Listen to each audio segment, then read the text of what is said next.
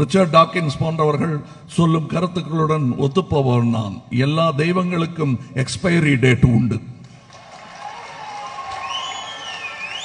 எனக்குள்ளது போல் என் படைப்பு என்னை மாதிரித்தானே இருக்கும், அதுக்கும் எக்ஸ்பைரி டேட் உண்டு என்ன மாதிரி. என்னது எக்ஸ்பைரி டேட்டுங்கிறீங்க? அப்படி எப்படி சொல்லலாம்? ஏங்க இந்த கோவிலில் இப்ப பவர் ஜாஸ்தின்னு ஏங்க சொல்றீங்க? எல்லா இடத்துலயும் இருக்க வேண்டாம்ல. இஸ்லாமிய கதைகளில் வரும் ஒருவர் மசூதியில் சென்று மது அருந்தி கொண்டிருந்தாராம். ஐயா என்னையா இந்த இடத்துல வந்து குடிக்கிறீங்க, இது எவ்வளவு பெரிய பாவம் தெரியுமா, இங்க குடிக்க கூடாது. ஏன் என்றானாம் அவன். இங்க இறைவன் இருக்கிறார். அப்ப அந்த ஆள் இல்லாத இடம் சொல்ல அங்க போய் குடிக்கிறேன்.